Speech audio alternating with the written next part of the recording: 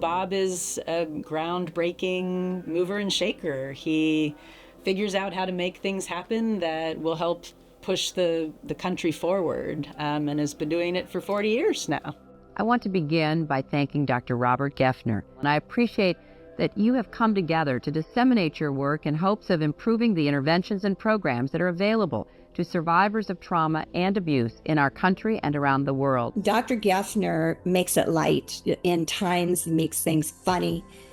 He's got a great sense of humor. I found him to be incredible. Dr. Geffner has been absolutely one of the top professionals in this field. And joining us now is Dr. Bob Geffner. He's president and founder of the Institute on Violence, Abuse, and Trauma. It's inspiring to see organizations like IVAT that have been around for 40 years. I think that IVAT is always ahead of the curve, and I think that it's important for professionals of all different disciplines to come to IVAT.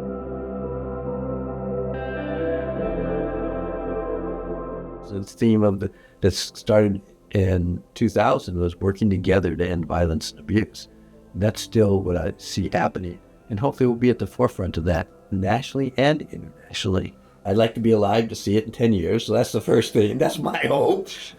I hope it'll continue to be this encompassing institute that has contributions in all aspects of this, and they're doing that now, but that's, I think, going to be important.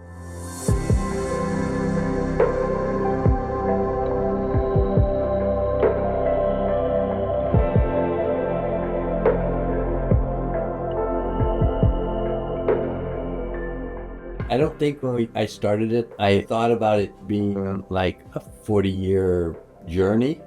In many ways, I'm quite proud of what we've been able to accomplish over this time and where we are. We've actually met my initial vision, which people said was impossible. The initial vision was to build a comprehensive, all-encompassing, essentially a one-stop shop for providing resources, direct services, research, training, publications, dissemination on all aspects of violence, abuse, and trauma. We started dealing with family violence and then started branching out, and then eventually realized the connections among all types of interpersonal violence. It was a large vision for probably at least 2 decades. People kept saying, no, nobody can do that. And I think what is most interesting to me is we have done that, and we currently are doing that. I'm Sandy Capuano-Morrison. I'm the Chief Executive Officer of IVAT, and I've been with IVAT for 17 years now. Many of us got into the work 30, 40 years ago because the pure number of people that are experiencing these types of harms is not shrinking, it's increasing. The lack of recognition and support for it at the federal level is taking us back decades. We can't shy away from the controversial parts of this, and Bob's always taken that head on, whether it be couples counseling for people that have had domestic violence in their relationships, which most people in a lot of the grassroots organizations and movement would say you should never, ever, ever do that. But Bob saw a need for it from the private practice he had in Texas, where people were wanting to stay in relationship but wanted the violence to stop. So rather than say, nope, you just can never do that, he developed programs that gave the appropriate training to the therapists that could safely do that type of work with individuals who were motivated to end the violence. So I think that that's a big piece where Bob's been a pioneer, that it's not just psychologists working with psychologists, but psychologists working with law enforcement and healthcare providers and educators, and we're all part of this community. So using that wisdom and that talent to expand the types and the effectiveness of our services, I think has really been a strength of Bob's all these years.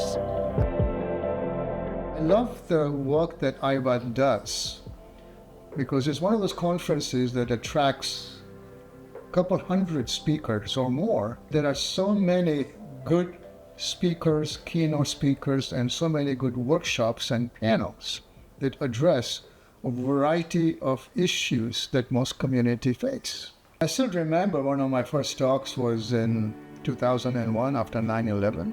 9/11 occurred in the middle of our summit at the Town and Country Hotel. At that point, we had 1,300 people at the summit. We got a call early in the morning from my executive director of the Institute at that time, who said, turn on the TV, and that's when we saw the second plane come in. So first we get everybody into this big ballroom, and we have the TV on the big screen. And the first thing we learned was people are being re-traumatized because they're playing this thing over and over every few minutes. I pulled together a triage team, and first thing we shut off the TV. We put the TV in another room, and we have somebody watching. If there's anything new, come let us know. The other thing we were concerned about, we had quite a few people from the Middle East, who were speakers and attending. We were internationally known, and to make sure everybody's safe, because all of a sudden prejudice kicks in and everything else that we had to deal with. And we had a lot of military there. We had the wife of one of the generals, who worked at the Pentagon. He had just retired, but he was consulting for them. And then the wife of that general all of a sudden can't get a hold of him. And that's when this plane hit the Pentagon. He was the highest ranking officer killed. I'm still emotional.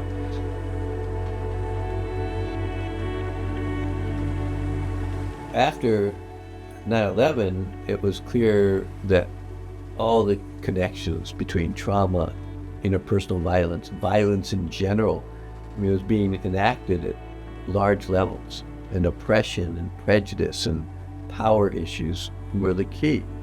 We built that into the summit.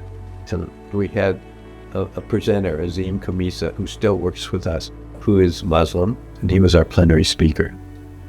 And that was intentional, to really look at the ways power was being misused at all levels. The perpetrators of 9/11 were from my faith. And I went into this very deep introspective place for a good 9 months, because the same faith helped me forgive my son's killer. And in a gang initiation, a 14-year-old shot and killed him. So needless to say that my life came to a crashing halt. I don't know what's more complex for a parent than to lose a child. Somehow I had compassion for this young kid who killed my son. 5 years later, I met the young man who killed my son. It took me 5 years. It's hard to come eyeball to eyeball. But I stayed with him for 20 more years, advocating for his release. You'd never know he spent 25 years in prison, and he's as passionate as I am about making sure other kids don't follow in his former footsteps. I started the foundation in '95, so the story is very well known in San Diego. And that's when I first met IVAT and understood the work that they do. Since then, I've spoken many times at their conferences.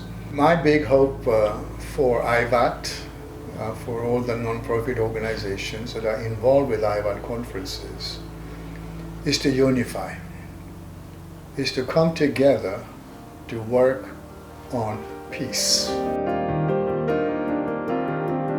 I think IVAT has really given me a good understanding of this community and those working in it, and how there's so many different sectors of this field are working together to make change. And I think that gives everyone a sense of focus, is that connection, that collaboration, instead of working in our silos. We are bringing together groups of people that are doing work in lots of different areas, and that allows for more opportunity to strengthen and make more sustainable all of our efforts. I see a bright future in terms of this continuing the great work and growing. It's learning. No matter if you've learned a lot and you think you know everything, you'll learn a lot more. It's really critical that we understand what's happening and that we work together to develop strategies. The people have to keep coming together and work together to change the agenda. It's not your agenda, it's the agenda.